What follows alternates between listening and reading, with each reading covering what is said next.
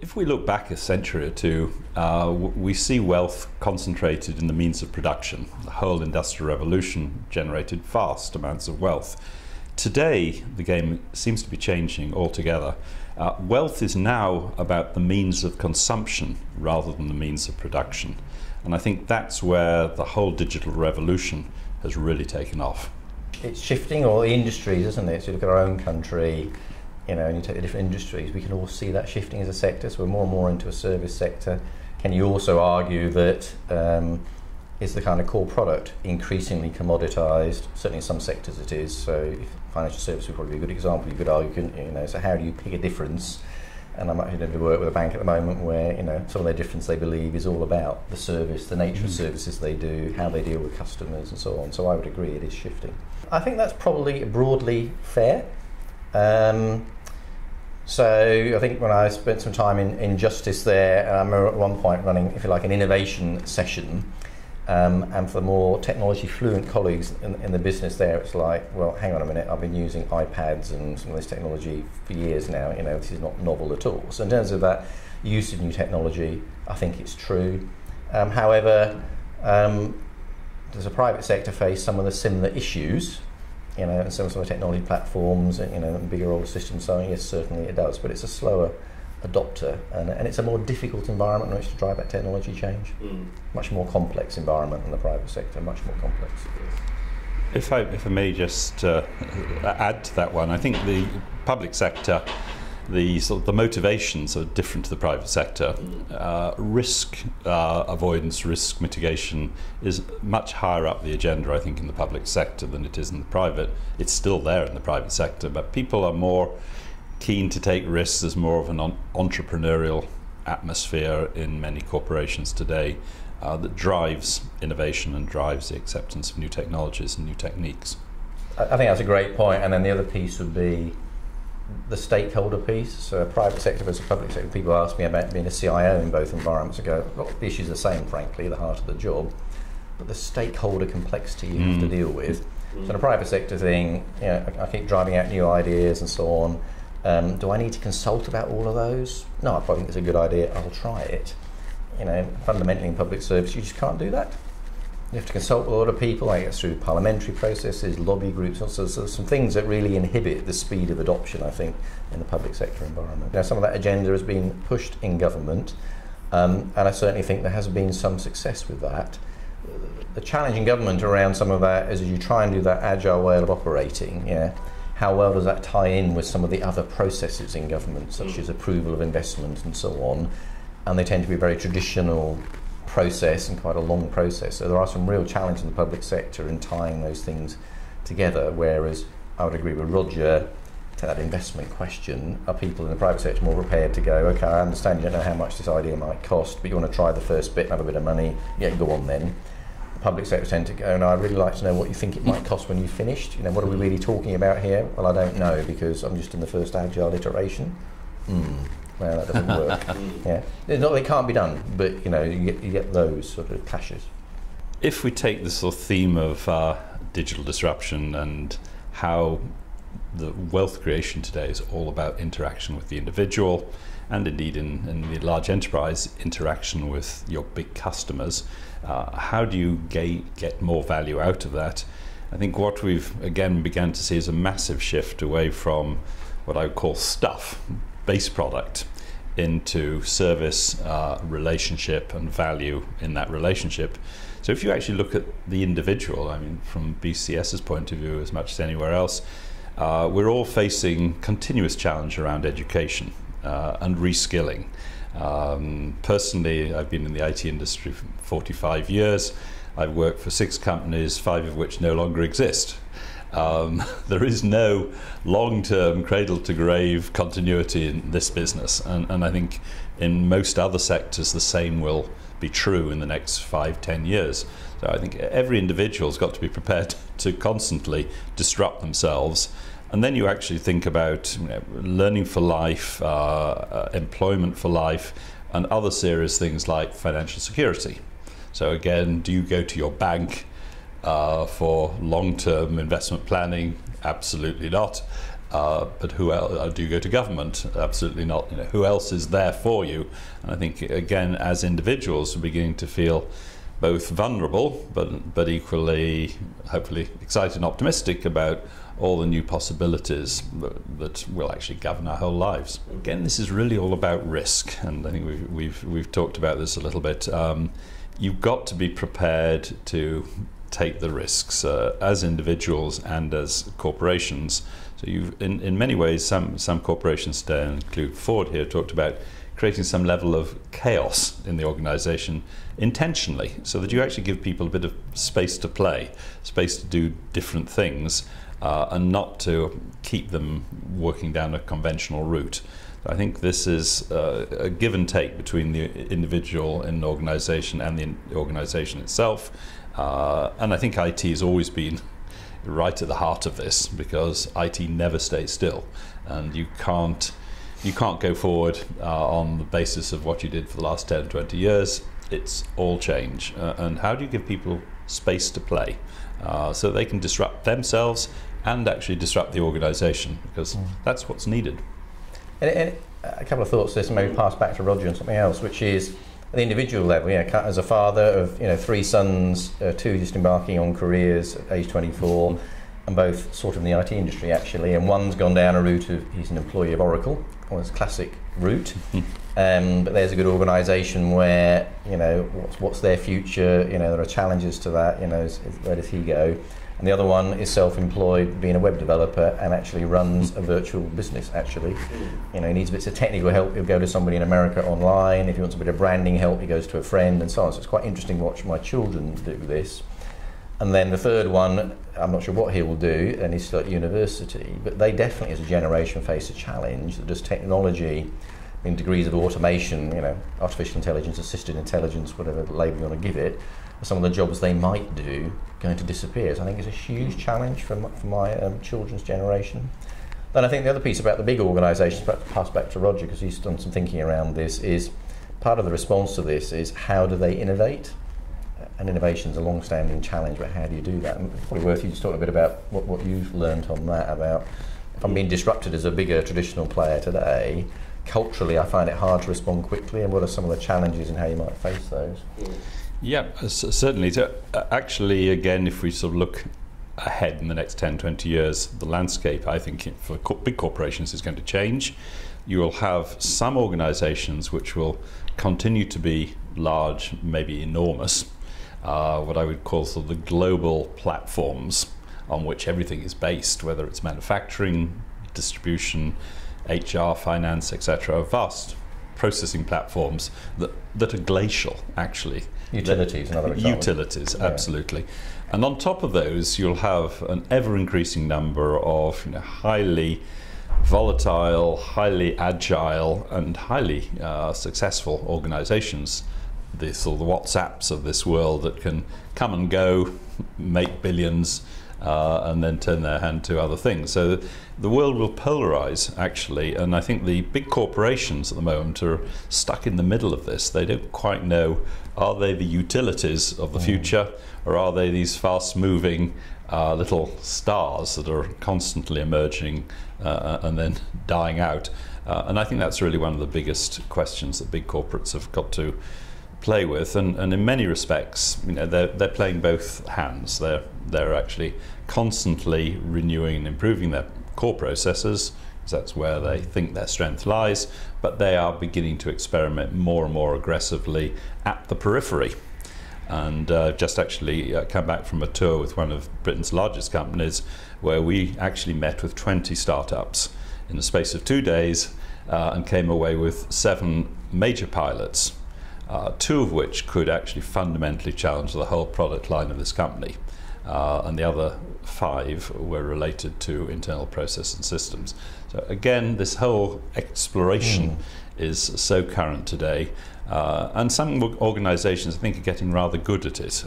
For example, I think we could quote John Lewis, Paul Colby, well known to many, who moved from BA to John Lewis. They have cultivated a lot of startups and put serious money into those startups because they see the interplay between small, highly entrepreneurial companies and the big, platform, which is the big retail group, as a very synergistic one. Yeah, and probably two other comments just on this subject would be, you watch how many big organisations do you watch having parked themselves in Silicon Valley, for example, saying, I've got to have a setup there because I've got to stay close to what's going on. Another way to kind of see what's going on. And is the role of the technology function and the technology leadership increasingly one of how do I stay up to date with all these things moving forward? And how do I harness those in my own organisation? Versus, I don't know, buy into core platforms, which you would have tended to do in the past, and then build on top of that. Actually, am I going to start assembling solutions here, which is a different challenge, A, to stay on top of what the hell's going on, and then B, how do you assemble them, potentially from many suppliers and so on, and make that work? It's a different technology challenge. In really very simple terms, the CIO and the IT organisation in most corporates today are facing a challenge at two ends. The supply side, the IT sector itself, is going through massive disruption, particularly with cloud, new entrants, and reshaping the whole landscape, and actually making choices about who are going to be your strategic partners, how you're going to source IT has never been more difficult and potentially more confusing. On the other side, the IT organisation's got to deal with the whole new digital agenda that's emerging, and how they're going to be able to respond to the businesses themselves who are facing their own disruption. So here you have an organisation that's got challenges at both ends, and right at the core is their legacy systems. So Andy, I'll hand on to you. Yeah, so this came out of, Roger, we sort of work with Surrey University is one of the things we do. They have something called the Centre for the Digital Economy Code. And Roger did a piece of research actually around that innovation question. And then one of the things that came off the back of that was, well, it's one of the challenges in innovation, kind of the legacy systems I have today. Is that an inhibitor or a problem to actually being able to innovate? So on the back of that, we've decided to launch another piece of research with Surrey and with Accenture sponsoring it for us, to look at kind of a headline, escape the legacy. Yeah. And some people might not say legacy, might say heritage system, whatever it is. And our hypothesis is that it's not a new issue, is it? Old core systems is not a new issue. It is, however, in a world where there is more demand placed on you, as Roger explained, both externally in terms of business or technology challenge, is now the time. You can't ignore this problem anymore. You've really got to do something about it, and it's a difficult problem. And so we want to explore with people, is kind of that hypothesis right? Is that the issue? What is the issue of the legacy system? Is it that? Is it I haven't got enough skills to maintain the systems, or is it a supplier issue? What might it be? So trying to understand the issue first of all, the scale and nature of it, and then to move on and say, so okay, you recognise this, what are you doing about it? And we have some thoughts around what we've seen ourselves around different ways to attack the problem. Yeah. So we're going to do some research around that and see if we can draw out of that through interviewing a range of CIOs across a range of industries from public and private sector. Also talking to the supplier community facing into this. You can argue a part of the problem at one level in terms of it's a great revenue stream here to keep running these things, but also talking to providers who actually specialise in this space too. And what we'd hopefully like to draw out of this is, is this a problem? Yes it is. Here's the nature of it. Here's characterised. Does it vary by industry, whatever? And it's interesting to see how people are attacking it and what degrees of success are they having with that. And that might create for people at the end of the research that says, A, to share all of that with people, but to say it feels to us like there's no probably silver bullet here, frankly, but that actually when people have adopted approaches C versus A, in these circumstances, they seem to be having more success. And that's something we're trying to do over the next sort of 2 to 3 months.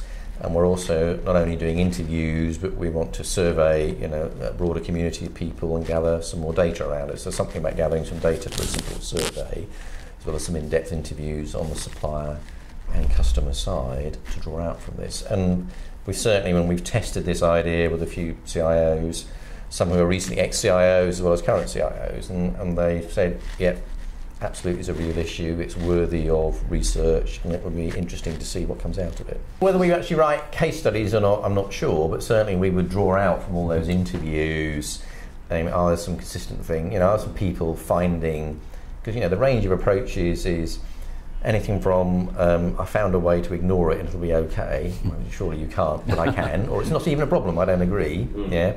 and because this is what I'm doing about it, and people have adopted that to an extent over years of, I'll put a middleware layer in, I'll keep isolating myself from this core problem, to my only answer is I've got to rewrite the whole thing. There isn't any other approach I can use, but the problem with that was when I presented that idea to my CEO, whoever, and the price tag that goes with that, I get, no, that's really something I can't stomach, and can you please get back to doing some digital innovation and faster? And you're going, but I can't, because I can't fix this problem. So we don't know. Yeah, so you're right, out of that, can we find some methods and approaches that people are having more success with that we can share with others? Yeah. It's worth just saying that we're concentrating on financial services because in many ways heritage systems or legacy systems are the means of production there. So to actually replace them is really to almost rebuild your whole business. This is no longer just about IT, it's in many cases billions of dollars. And I think we went through that actually in the 80s and 90s when a lot of banks rewrote their core systems. I think they're actually now at a stage where they're going to have to rethink that again 30 years later. And that gets back to the whole issue of risk. So how does the top executive sign a check for $1 billion to rewrite their systems, when in actual fact it's unlikely to generate much more revenue or much more profit? This is a really tough decision, and I think one of the advantages of a survey such as the one we're undertaking is that we are looking for best practice. We're looking to understand what are the big organizations wrestling with, who are going to take the next big steps, and what are those steps going to be. And certainly along with the sort of the classic online interview techniques, it's actually the face-to-face discussions that we have that are the most valuable. They really represent 90% of the value of such surveys. One of the questions I'm sure we'll get into is, what sort of issue is this? And one of the dynamics of it, actually this is a business issue.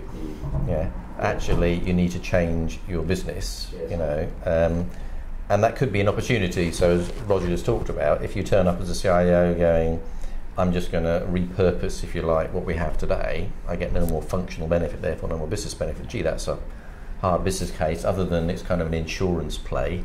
Unless I do this, it'll fall over. How often does it fall over? It's one of those debates.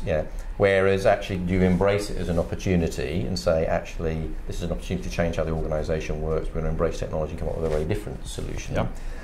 And then, how are people doing that? And back to kind of the earlier kind of disrupt conversation. Can people in some organisations go, actually, I can find a way to do that, and I take some of these core packages to replace my old custom system, if custom's the problem, with some other tools, and I can actually do this, and not do it for a reasonable sum of money, but I can help re-engineer the business while I'm at it, or no, I can't. So it's just really interesting to see, and in public sector, where I spent the last 5 years of my CIO career, there are unique challenges there, by which I mean, there aren't packages or tools or things out there. How do you deal with the benefit system of this country? All the core tax systems would be two great examples. And we're hoping to kind of interview people in government as well, going, in your scale of problem, what are your thoughts and the ideas you've been trying? And I tried bits of this journey myself early on, so I'm interested to see, how people have moved on, and even the bits of my ideas I had work or not.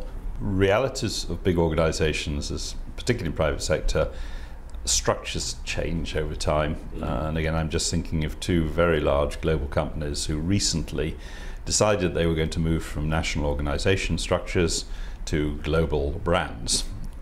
When you've made those sort of decisions at the top level, you then look at your information systems to see whether those actually can support the big structural changes. And I'm thinking actually in government terms, if you take something like HMRC, the move to a sort of an entirely digital world is a massive structural change. The problem, I think, particularly in politics, is that politicians love to come up with brave new ideas, universal welfare systems, etc., and benefit systems. Equally, top executives love to come up with global structures and global ways of working. Those things can be decided in a matter of months, or perhaps a year at the most.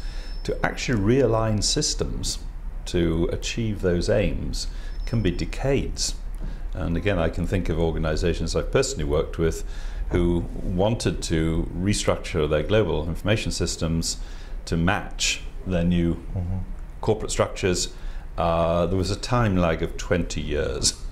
And clearly that's unacceptable in the modern day. But it's still the reality if you have to pull up all your corporate systems and remodel them. Yeah, I think what's interesting is about most of these core legacy systems, and we need to, as we interview people, just get a tighter definition around this. Our packages part of that or not, we tend to focus more on the custom core stuff. Is their characteristics, they tend to run pretty well. They are kind of, the machine that helps run the business today. And on the whole, so people, I don't think if people have collapsed because of that. If organisations have collapsed, it would be more back to your disruption question. I don't know, blockbuster video rentals or something. You pick lots of examples, can't you, that die, not because of a systems issue, because somebody came up with a completely different proposition and channel to market, and when it wasn't, they couldn't respond because of IT. It was just the wrong proposition.